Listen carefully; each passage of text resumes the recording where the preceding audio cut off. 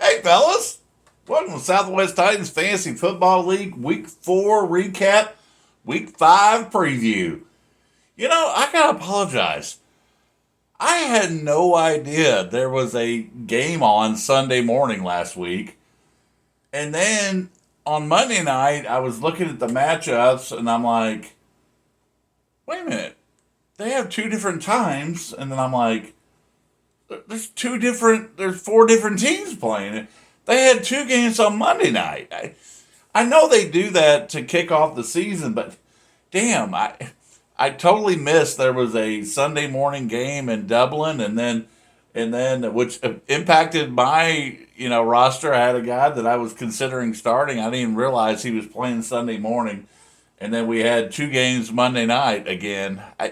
The NFL is spreading things out so much. I can't even keep up anymore. But I do know that there is a game in London this Sunday morning. We got 8:30 Central, I believe, and it's the Vikings. The Vikings, I know, played in Dublin last Sunday morning, and our time, and they stayed across the pond to play a game this week in London. Speaking of across the pond, our buddy and Commissioner Cowpost has made the trip across the pond. He's over in London today, actually, on Saturday, over with his wife. I don't know if you all know the situations with his wife teaches and is over there. I hope that's right. And David went over there for 2 or 3 weeks to spend some time with her. So anyway, he's across the pond too. So tip of the cap to you, or whatever people say. Spotted tea. I don't know. I don't drink tea, but anyway, we have repeat stud of the week. Second time in the first 4 weeks. Paduke fans who lost the Battle of the Bros, but two-time stud of the week. So we'll take that as a great consolation prize. And of course, I had the privilege of playing him this week. Thanks, Mike. Appreciate it, buddy. Paduke fans beat the crap out of me. 160.37 to 123.42. It was also the largest margin of victory at 37 points. Paduke fans had 8 players in double figures. 32 from Ashton Giante, running back, which was in his flex spot. Congratulations. That's awesome. I can't get my two starting running backs to do anything. Uh, and then now my best wide receiver, though I thought Tyreek Hill is on IR for the rest of the season. But anyway, um, I continue to have strong defensive players, but I can't get my offensive guys in line to match up. So anyway, Paduke fans improves to 2-2. He's in fifth place. I slip to 1-3 into eighth place. You know what? I didn't even really slip. Started the season 1-0 in the top five scoring, and now I've lost three in a row. Oh well. Oh well. This is even worse. Ice Braves. Ice Braves get screwed for the second week in a row. Last week, he was the second highest scoring team and played stud of the week and lost. This week, he was the third highest scoring team and played the second highest scoring team and lost. Dude, I Ice Braves. You're getting screwed, buddy. You're getting screwed. You are the highest scoring team in the league, and your record right now is not showing it. It's not right. It's not right. Marino's Mafia knocked off Ice Braves 152 to 142. Mafia had 6 players in double figures, two with 9 plus. Same for Mafia, but just came up short, and plus the Lamar Jackson injury hurts Ice Braves as well. Mafia improved to 2-2 and is in sixth place. Ice Braves again our highest scoring team, our most consistent highest scoring team each week, is at 2-2 and in fourth place.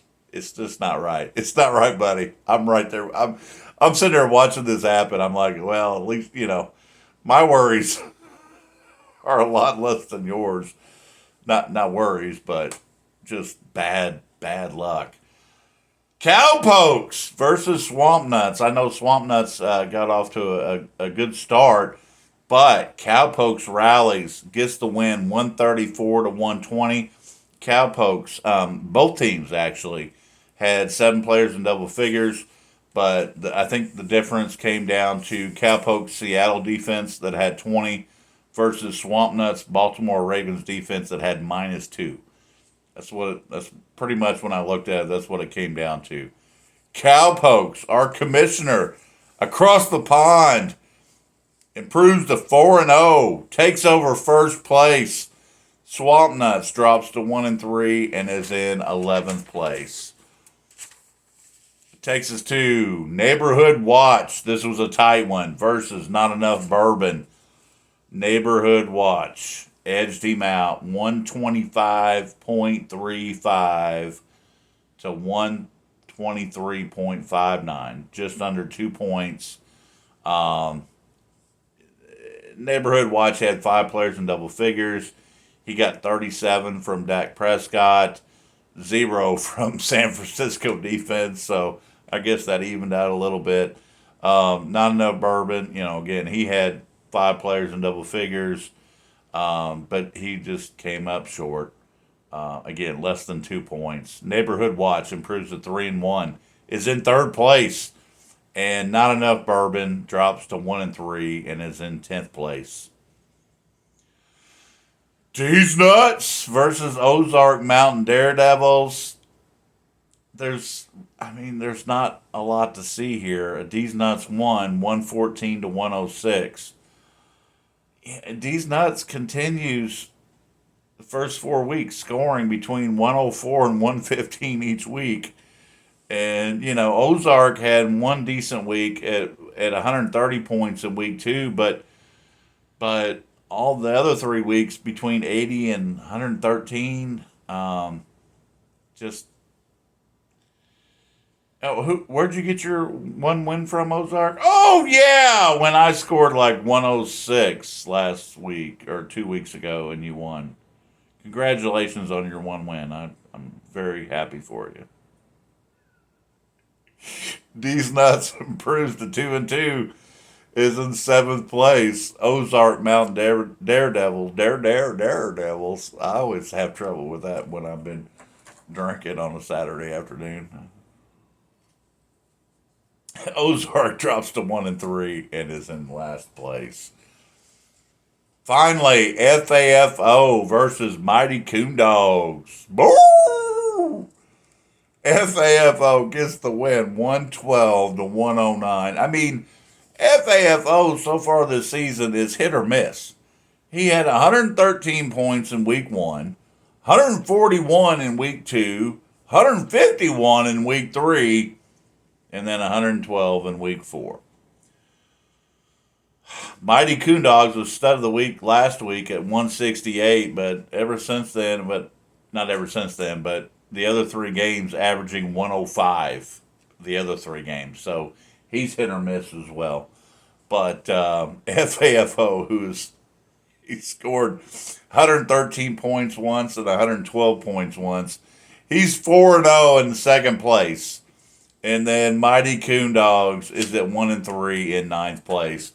That brings us to our sponsor, which I don't know if I can come up with enough sponsors for the rest of this season, but, we have a new sponsor this week. It's Sprite. Sprite. And I got a Sprite Zero here. If you don't drink Sprite, then fuck you. Fuck you. Sprite's a good drink.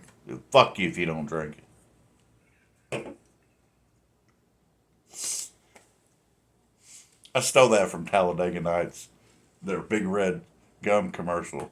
If you don't chew Big Red, then fuck you. All right. And just so y'all know, the first 4 weeks, Yahoo projections, in terms of projecting the winner, they have been accurate 66.67% of the time. So 2/3 of the time, Yahoo projections have been accurate. They've gotten 16 out of the first 24 projections correct. Not projections in terms of points, but projecting the winner. So we will get into the week 5 preview. Number 1, Cowpokes versus number 9, Mighty Coondogs. Average points, Cowpokes has the advantage 131 to 121. And then projected points, Cowpokes has the advantage 123 to 114. So +9, and average is +10. So everything's pointing to Cowpokes getting another win in week 5. Number 2, FAFO versus number 4, IH Braves. Average points, IH Braves has the advantage 149 to 129.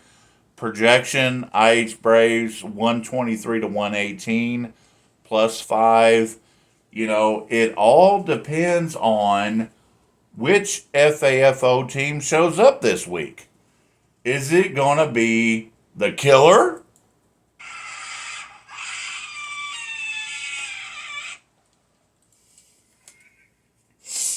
Or the clown?